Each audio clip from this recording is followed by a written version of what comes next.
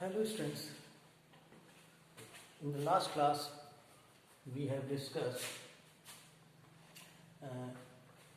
what is electrophoresis and what are the uses of electrophoresis. Today we will discuss about the gel electrophoresis. That is the gel electrophoresis. What is gel electrophoresis?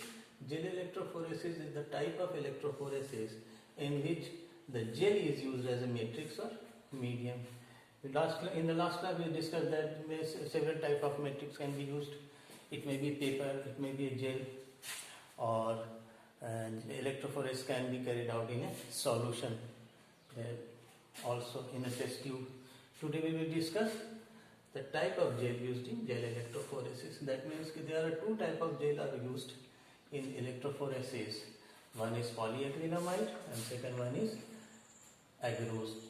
These two are the compounds whose gel are formed and who forms the gel, and these gels are used for electrophoresis. So first we discuss the polyacrylamide.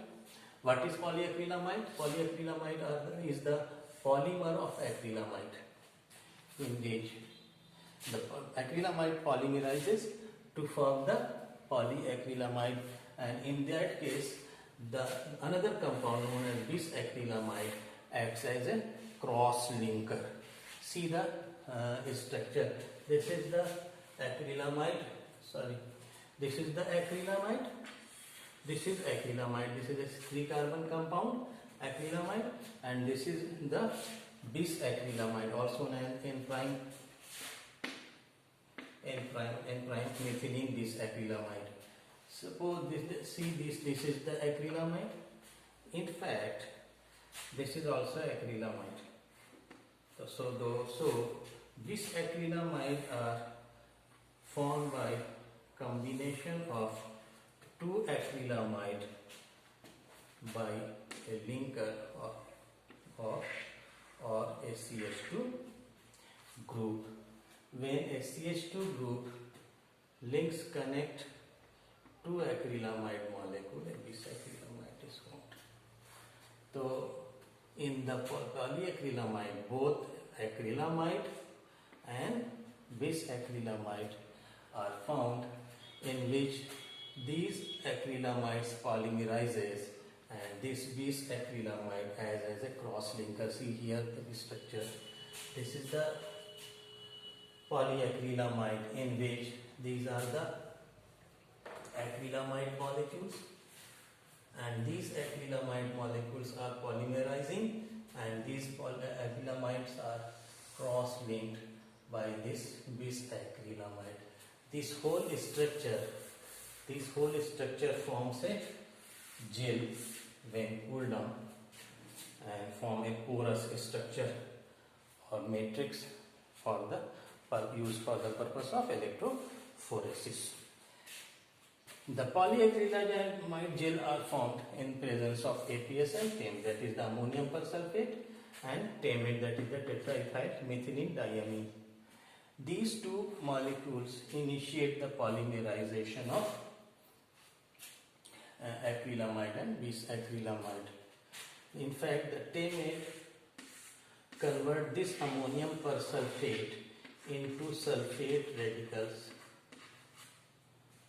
and this free radical or sulfate radical attacks polyacrylamide, converting it into a free radical, and these the results in polymerization of this polyacrylamide, and a polyacrylamide gel is formed.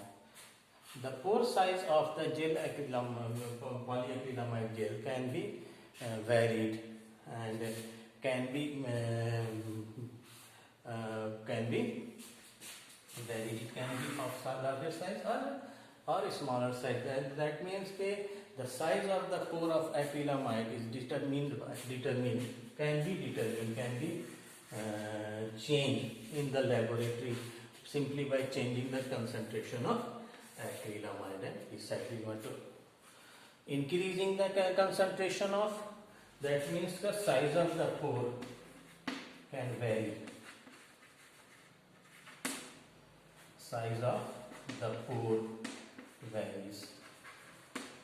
कैसे करेंगे हम लोग? जब क्या करेंगे, this depends upon the concentration of acrylamide, total acrylamide.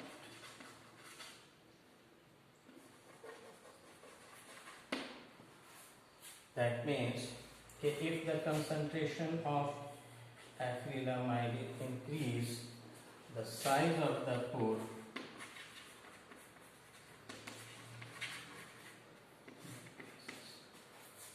just by increasing the concentration, size of the pore decreases by varying the concentration of acrylamide. Gel of different pore size can be obtained according to the type of molecules and according to the size of the molecules used for the electrophoresis, according to the size of the proteins or molecules used for we can change the size of the pore by simply changing the concentration of acrylamide. Okay, since this acrylamide gel is mainly used for the electrophoresis of protein, because the size or molecular weight of protein can be variable, from 10,000 Dalton to very large protein molecule of more than 2 lakhs Dalton. So these molecules can be separated by changing the size of the pore, by variation of the size of the pore during the formation of gel for electrophoresis. Okay, so this polyacrylamide gel is used mainly for the electrophoresis of protein.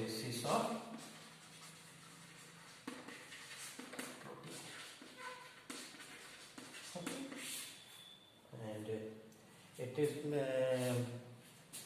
used in the SDS page also.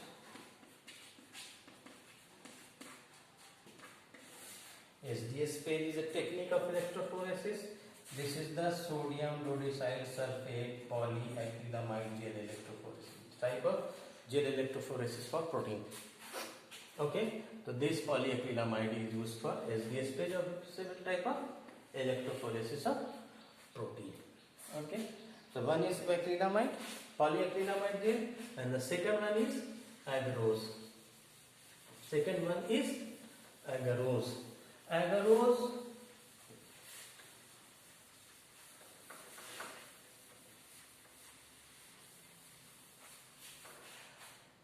Agarose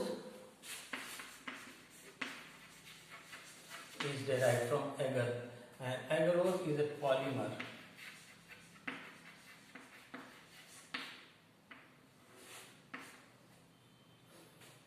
Agarobiosis. It is a polymer of agarobiosis, and agarobiosis is a disaccharide. It is a disaccharide and made of one molecule of galactose and one molecule of 3,6 anhydrous galactose. These two molecules are linked together by glycosidic bond to form a disaccharide agarobiosis, and this agarobiosis disaccharide unit polymerizes to form agarose. And when these agarose are heated in the presence of buffer, these agarose molecules combine together with each other within the molecule or with the other agarose molecule to form a gel of agarose.